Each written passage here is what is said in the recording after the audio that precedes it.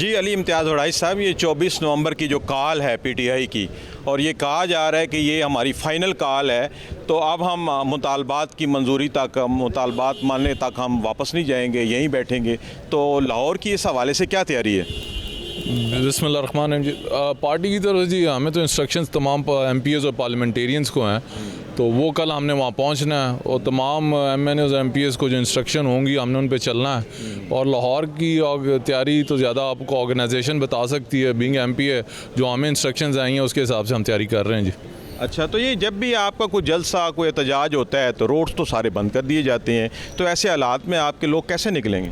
लेकिन अब लोगों को बड़ी ट्रेनिंग हो गई है जी, वो कहते हैं जब बंदा इतनी दफ़ा एक ही चीज़ से गुजरे तो अपने राह ही ढूंढ लेंदा तो अच्छा, ये कहा जाता है कि KP से तो बहुत आपके वर्कर निकलते हैं, पंजाब से कम निकले, ये परसेप्शन क्यों है? नहीं, मेरे ख्याल में अब ये बिल्कुल परसेप्शन नहीं है जी। आप जो भी देख लें, जितने भी जलसे देख लें, उसमें पंजाब की भी इक्वलेंट उतनी रिप्रेजेंटेशन होती है जितनी KP की होती है। तो अभी इस हवाले से ये कहाँ पे एहतजाज करने जा रही है PTI? नहीं, अभी तो सिर्फ कॉल है जी, डी चौक की कॉल है, अभी कोई कंफर्म नहीं है ये। नहीं, अच्छा, कुछ हलकों से ये भी कहा जा रहा है कि चूंकि अलीमा बीबी की तरफ से कॉल दी गई है, तो जब तक बानी चेयरमैन से हमारी मुलाकात नहीं कराई जाती, खुद उनसे बात नहीं होती, तो कुछ थोड़ी सी एम्बिग्विटी है। तो क्या ये ऐसा है या क्लियर है? नहीं, ये जी बिल्कुल क्लियर है। 24 की कॉल है, सेक्रेटरी जनरल ने अनाउंस कर दिया हुआ है, ये चेयरमैन की इंस्ट्रक्शंस हैं और राजा साहब ने अनाउंस कर दिया हुआ है और शेख वकास साहब ने, तो 24 की कॉल कन्फर्म है जी। अच्छा, आपके तो ज़्यादातर कायदीन को गिरफ़्तार कर लिया जाता है, अभी भी जैसे वो गए अडयाला जेल के बाद तो गिरफ्तारियां पड़ गई हैं, तो इस तरह की सूरत हाल में आप इतनी बड़ी को मूवमेंट बाहर निकाल पाएंगे? लेकिन आप खुद देख लें, उनको छोड़ना भी पड़ गया जी। देखें, मूवमेंट पब्लिक की होती है और ये अब वो मूवमेंट बन गई है जिसमें इमरान खान और पब्लिक हैं, लीडर्स बीच वाले आते जा, बीच में हर एक का रोल है, लेकिन पब्लिक ने खान साहब की कॉल पे निकलना है। जितने ऊपर वालों को अरेस्ट भी कर लें तो लोगों ने तो नहीं रुकना इंशाल्लाह जी। अच्छा, ये ट्रंप की तरफ से जो खुशखबरी सुनाई जा रही है कि आप इमरान खान को निकाल दिया जाएगा बाहर और आज़ाद हो जाएंगे और फिर ये हेल्प करेंगे PTI की, तो ये क्या सूरत हाल है?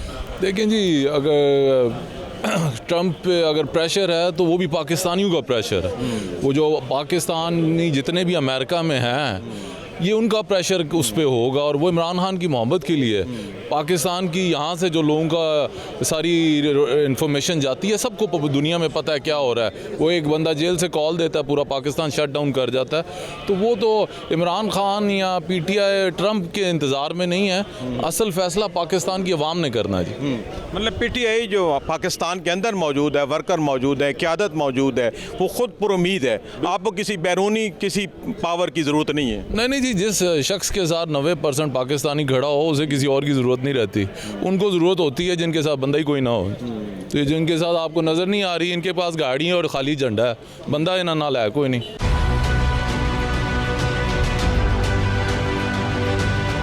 एजाज शफी साहब, ये जो ज़री सुपर टैक्स की बात कर रहे हैं IMF के कहने के ऊपर, बल्कि अब तो खैर अप्रूवल के करीब पहुंच गया है, यहाँ से उसकी मंजूरी हो जानी है, और किसान से बात करें, किसान कहता है मैं पहले परेशान हूँ, मैं पहले पिसा हुआ हूँ, मुझे तो हर चीज़ महंगी मिलती है, मुझे तो मुनाफा ही कोई नहीं है, मैं कहाँ से टैक्स दूँगा? देखें, ये हमेशा जो गवर्नमेंट है ना, रायबंद शरीफ या ये तख्त लाहौर की, 97 में भी इसके चचा ने लगाया था, अब इसकी भतीजी लगा रही है। हमेशा ये किसान कुश गवर्नमेंट रही है, किसान दुश्मन रही है। DAP के रेट देखें, यूरिया के रेट देखें, पेस्टिसाइड देखें, जेली मिल रही है, सीड का इनका कोई मेकनिज़म नहीं है। और काश्तकार के पास गंदम का हशर आपने देखा कि क्या हुआ, गंदम पूरे सिंध में 4000 रुपये, KP में 4000, पंजाब में 2600 रुपये रेट। तो यहाँ तो काश्तकार का इन्होंने, जो काश्तकार मैं समझता हूँ पंजाब नहीं पाकिस्तान की बैकबोन है इकॉनमी की। 70% काश्तकार जो है वो फूड सिक्योरिटी का भी मामला है ना, कि अगर ये काश्तकार गंदम नहीं उगाएगा, नहीं, वो मैं उधर आ रहा हूँ। अगर खुदा न खास्ता ये हुआ कि गंदम ना हुई तो अगले साल 22 लाख टन पिछले साल की गंदम पड़ी है जो ख़राब हो रही है। अगर वो गंदम इन्होंने डिस्पोज ऑफ ना की, जिसकी कॉस्ट इनको 4500 रुपये आ रही है, 4500 रुपये मन। अब ये टिक टाक कर ज़िद करके बैठी है कि जी अगर मैं इस रेट पे ख़रीदूँगी, बाहर बेचूँगी तो मेरी रोटी महंगी, रोटी तो ऑलरेडी महंगी मिल रही है। तो ये नलायक नहल हुकूमत है और इसने पूरे पंजाब का सत्यानाश कर दिया है। तालीमी इदारे बेच दिए हैं, हेल्थ पे इनको यकीन नहीं, अपने गले का ऑपरेशन कराने बाहर गई हुई है। और आज पूरे पंजाब में स्मोक है देखें, और उस स्मोक ने तबाह बर्बाद कर दिया है और आज बच्चे इफ़ेक्ट हो रहे हैं, उनके लंग्स। स्मोक के हवाले से जो हुकूमती मशीनरी है, महकमा मौलियात है, ट्रांसपोर्ट डिपार्टमेंट है, कोई भी नहीं काम कर रहा। बाहर बैठी है, वो भी उसका भी गला ख़राब, उसको शर्म आनी चाहिए। उस दिन आप कहती जी जब से मैं इस्लामाबाद से आई हूँ 8 कोर्स किए हैं मैंने जी एंटीबायोटिक, यानी कि ये उनके रहने के लिए नहीं है, ये रूलिंग करने। कल मैंने असम्बली में भी कहा था यहाँ रूलिंग करने आते हैं, यहाँ रहने नहीं आते। सो इस वक्त पंजाब तबाही के दयाने, चाहे एजुकेशन हो, हेल्थ हो, स्मोक हो, एग्रीकल्चर हो, हर तरफ से तबाह बर्बाद हो रहा है। और वो लंदन में बैठे बाप बेटी और कनीज़ाएँ जो हैं वहाँ मज़े कर रही हैं। तो ऐसे हालात में फिर अवाम का तो जीना दो बार हो गया है। तो पीटीआई ने भी कॉल दी हुई है 24 नवंबर की। हमने कॉल दी हुई है, हमारी कॉल जेन्युइन है, क्योंकि इमरान खान नाहक कैद है। इमरान खान के ऊपर गलत मुकदमा दर्ज किए हुए हैं, उसको सियासी मुकदमात में फंसाया गया है। उसकी रिहाई और ये सारी 47 की पैदावार है। ये काम क्यों नहीं कर रहे? क्योंकि ये सारे 40 ब्यूरोक्रेसी इनकी मानती नहीं है।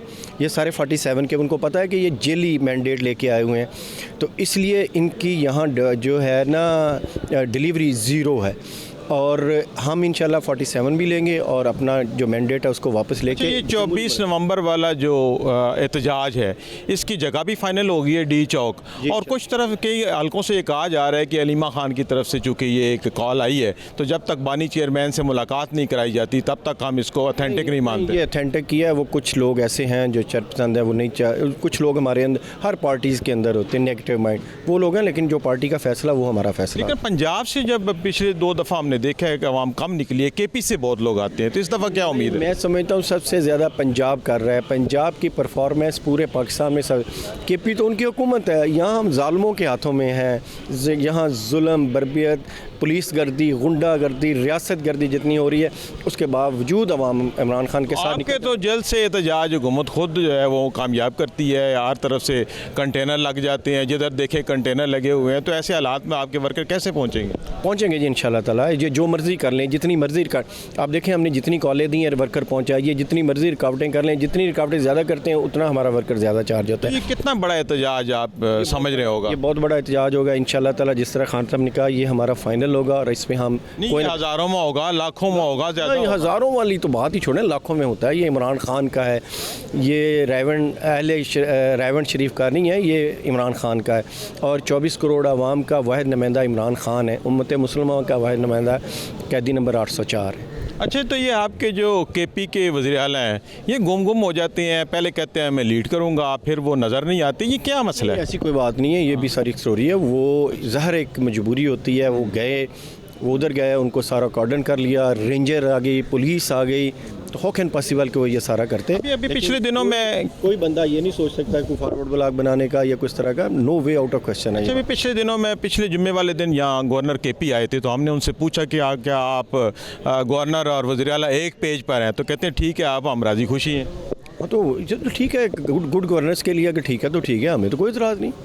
देखिए वो गवर्नर हैं, कॉन्स्टिट्यूशनल हेड हैं, तो एग्जीक्यूटिव हेड के साथ होना भी चाहिए। लेकिन ज़्यादतियाँ तो पीटीआई के साथ बहुत हो रही हैं। सर हमें कोई फ़र्क नहीं, हम इस मुल्क के लिए जान की कुर्बानी देने के लिए भी तैयार हैं। जी नाज़रीन, आप दोनों अतराफ़ से गुफ्तगू सुन रहे हैं ज़री टैक्स के हवाले से कि ये ज़री टैक्स लगाया जा रहा है। बेसिकली ये हुकूमत लगा तो मजबूरी में रही है कि IMF की डिमांड है, और IMF की डिमांडें भी रोज़ बरोज़ बढ़ रही हैं। जैसे हमने हुकूमती ऐवान नुमाइंदगान से बात की तो उन्होंने कहा है कि ये हमारी मजबूरी है, हमने लगाना है, हम दिल नाखास्ता लगा रहे हैं, ये को हम खुशी से नहीं लगा रहे, चूँकि IMF की एक शर्त है तो हमने लगाना है। लेकिन हम इस अंदाज में लगा रहे हैं कि इसमें किसान के ऊपर को बहुत ज़्यादा बोझ न पड़े, और ज़्यादा आमदनी वालों के ऊपर लगा रहे हैं। लेकिन जब अपोजिशन के अरकान असम्बली से बात हुई है तो वो ये कहते हैं कि नहीं, ये सरासर जुल्म है, चूँकि ऑलरेडी किसान जो है वो पिसा हुआ है, उसको खाद महंगी मिल रही है, उसको डीजल महंगा मिल रहा है, उसको बिजली महंगी मिल रही है, वो ऑलरेडी जो है वो पिसा हुआ है, ऑलरेडी उसके पास मुनाफा ही नहीं है, वो ऑलरेडी परेशान है, वो तो इस काश्तकारी के काम से ऑलरेडी निकलना चाह रहा है। तो इस हवाले से मुतज़ाद आरा आ रही हैं। लेकिन बहरहाल हकीकत बात यही है कि किसान चूँकि इस वक्त वाकई पिसा हुआ है, छोटे किसान चूँकि तादाद के एतबार से देखा जाए, रकबे की तादाद के हिसाब से देखा जाए तो ज़्यादा जो रकबा है वो छोटे किसान के पास है, और छोटे किसान के लिए ऐसी सूरत हाल में ऑलरेडी चूँकि बमुश्किल गुजारा कर रहा है कि अगर आप उसके ऊपर टैक्स लगाते हैं, फिर टैक्स के मैटर्स ऐसे होते हैं कि उसके लिए आपको हिसाब किताब रखना पड़ेगा। अभी जैसे अरकान असम्बली से बात हो रही थी, तो ये कह रहे थे कि इनको अपना एक हिसाब किताब मेंटेन करना पड़ेगा, फिर उसके मुताबिक ये आमदनी अपनी शो करेंगे। अगर 6 लाख से ज़्यादा होगी तो उसके ऊपर टैक्स आएगा। लेकिन आपको पता है कि जब टैक्स के महकमे इन्वॉल्व हो जाते हैं तो फिर उनको साबित करने के लिए फिर एक वकील की भी ज़रूरत होती है, फिर ज़ाहिर बात है टैक्स लॉयर आ जाएंगे। तो ये एक गरीब और अनपढ़ किसान के लिए एक बहुत बड़ा मसला है। और दूसरी तरफ अगर बात की जाए जैसे 24 नवंबर के काल के हवाले से, तो अभी हम अरकान असम्बली से बात कर रहे हैं। इस हवाले से नून लीग के अरकान का कहना है कि जी अगर ये पुरअमन एहतजाज करते हैं तो कोई मसला नहीं, इनको आने दें, हम वेलकम करेंगे। लेकिन अगर ये इंतशार फैलाएंगे या इस तरह की सूरत हाल करेंगे तो फिर हम इनको रोकेंगे। लेकिन PTI के जो अरकान असम्बली उनका कहना है कि ये ऐसी कोई बात नहीं है। हमने हर सूरत जो ये कॉल आई है अलीमा खान की तरफ से, हम इसको बानी चेयरमैन की ही कॉल समझते हो, ये ऑथेंटिक कॉल है और हमने डी चौक पहुँचना है और मैं हज़ारों में नहीं लाखों की तादाद में पहुँचना है। और ये वाकई हम इसको एक फ़ाइनल कॉल तस्वर कर रहे हैं और हम जब तक हमारे मुतालबात नहीं पूरे होंगे तो हम हटेंगे नहीं। शोएब अवान साहब, ये जो हुकूमत ज़रूरी आमदनी पे टैक्स लगाने जा रही है, कहते हैं हमें तो मजबूरी है कि IMF की वजह से लगा रहे हैं, किसान अपनी तरफ मजबूर है, वो कहता है हमारे पास तो कुछ देने को है नहीं। तो क्या कहेंगे इस बारे में? मैं यही कहूँगा कि IMF ने दिए अहदाफ इनको टैक्स कलेक्शन के। यार शुगर इंडस्ट्री पे लगा लो, अपनी इंडस्ट्री पे लगा लो, पोल्ट्री इंडस्ट्री पे लगा लो। आप जो इतने करोड़ों अरबों कमा रहे हैं तो उस पर टैक्स लगा दें बजाय गरीब आवाम के। किसान बेचारा, मैं आपको 2 मिसालें दूंगा। किसान बेचारा इतना पिसा हुआ है कि आपकी सोच है कि पीछे उसकी गंदम नहीं हुई, उसके बाद माहौलियात, ये जो हमारी इन्वायरमेंट चाह रही है, इसकी वजह उसकी तिली की फसल को नुकसान पहुंचा है इतना ख़र्चा करके। वो पहले ही पिसा हुआ है आप पे। अभी मैं आपको मिसाल दूँ, एक घर है, मेरे वाले साहब हैं, या किसी के घर का सरबराह है, उसके नाम पे ज़मीन है। जब उसके कम्युलेटिव टैक्स इनकम आएगी तो वो 6 लाख से बढ़ जाएगी। जब वो 6 लाख से बढ़ेगी, उसके घर के अंदर अगर उसके 2 से 3 बेटे हैं, 4 से 5 बेटों के बेटे बच्चे हैं, तो वो घर के 30 से 35 अफराद बनते हैं। तो आपने लेकिन टैक्स एक बंदे पे लगा रहे हैं और वो 35 अफराद उससे इफेक्ट हो रहे हैं। इसके अलावा ज़्यादा मसला ये है कि ठेके पे है ज़मीनें, अब वो ठेकेदार देगा ये या फिर ज़मीन का मालिक देगा, ये भी एक मसला है। नहीं, ये भी एक मसला है बहुत बड़ा, इस पे इनको बड़ा सोचो विचार। दूसरी में मवेशी टैक्स जो लगाया इन्होंने, एक बेवा औरत है बेचारी, उसके पास एक भैंस है, एक गाय है और 2 बकरियां हैं, 6 लाख रुपया बनता है उसका, ठीक है ना। और 6 लाख रुपया जो बनता है तो वो तो हर बेचारी जिसका उस पे गुजारा है, वो ही उसी का दूध बेच के गुजारा कर रही है, बकरी पाल के उसका गुजारा कर रही है, वो हमारी मुईशत को स्ट्रेंथ दे रही है। किसानों के ऊपर जो जुल्म हो रहा है, हुकूमत को बड़ी कारपोरेशनें नहीं नज़र आती, इतने बड़े रिटेल नेटवर्क हैं, इतनी बड़ी कारपोरेशनें हैं, तो वो मुड़ जुड़ के छोटे ज़मींदार पे आ गए। यही तो मेरा सवाल था कि शुगर इंडस्ट्री पे लगाएं। अब इन्होंने एक्सपोर्ट की फिर 4-5 लाख टन की जो है इन्होंने परमिशन ले ली है, करोड़ों अरबों डॉलर उससे कमाए जाएंगे, उस पर टैक्स लगाएं, ठीक है। रेमिटेंसेस जो बाहर से आती हैं उसके ऊपर लगाएं। लेकिन ये जो सिर्फ़ और सिर्फ इनका एक ही मकसद है कि किसान को, और मैं आपको इतनी नफ़रत पैदा हो चुकी है। शहबाज शरीफ कहता है जी मुझे टमाटर अंडे मारे जा रहे हैं, गालियां दी जा रही हैं। मरीम नवाज़ शरीफ, मेरे हलके में 4 दिन पहले जीप रैली हुई है, उसके अंदर स्टेज से जब उसने नाम लिया मरीम नवाज़ शरीफ का, आगे हज़ारों का मजमा खड़ा हुआ था जिन्होंने गालियाँ निकाली हैं मरीम को। इन्होंने दिल में नफ़रत खुद पैदा कर दी है, अवाम के ऊपर ज़ालमाना अपने कवायद और ज़ालमाना टैक्स लगा के।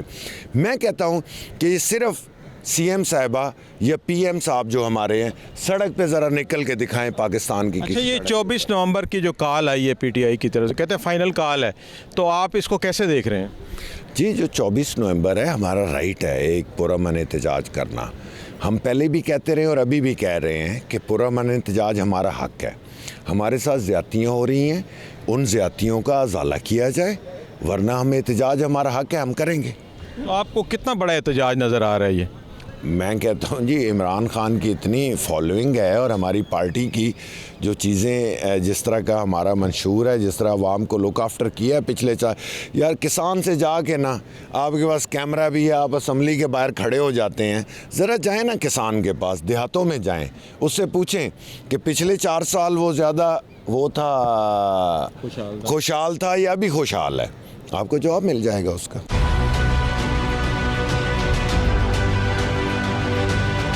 जी नाज़रीन, इस हवाले से हम मज़ीद अरकान असम्बली से बात करते हैं। तो नदीम कुरैशी साहब हमारे साथ मौजूद है जो कि MP हैं PTI के। तो इनसे हम ये दरियाफ़्त करते हैं कि ज़राअत के ऊपर जो सुपर टैक्स लग रहा है, ये ज़रिए आमदनी, इसके हवाले से इनके क्या राय है। जी नदीम कुरैशी साहब। बिस्मिल्लाहिर्रहमानिर्रहीम, बहुत शुक्रिया जनाब।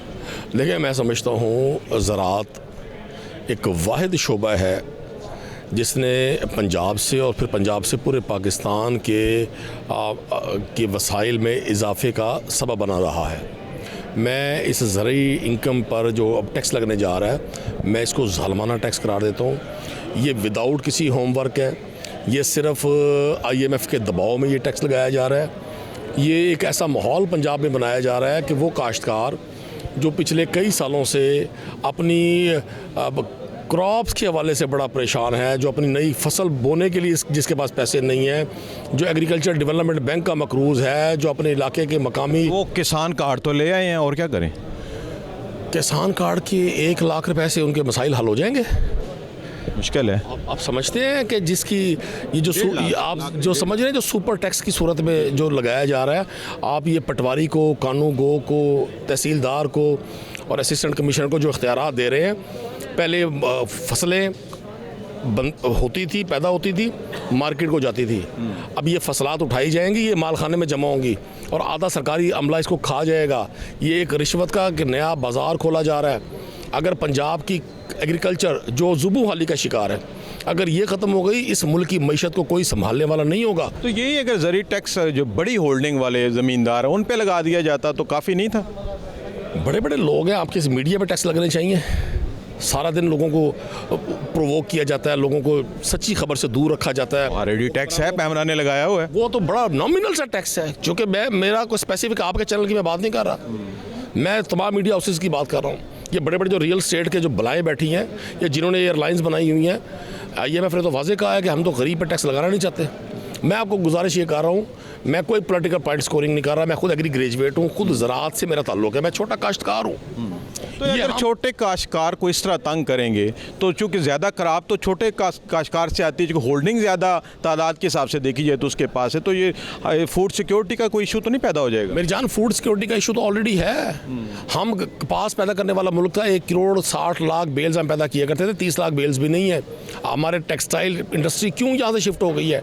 टेक्सटाइल इंडस्ट्री के लिए जितनी कॉटन अब इस वक्त इम्पोर्ट हो रही है, सारा ज़र मुबादला तो वहाँ जा रहा है। अच्छा, ये कहते हैं कि गन्ना खा गए, गन्ना साहब कपास को खा गए, बात दुरुस्त है?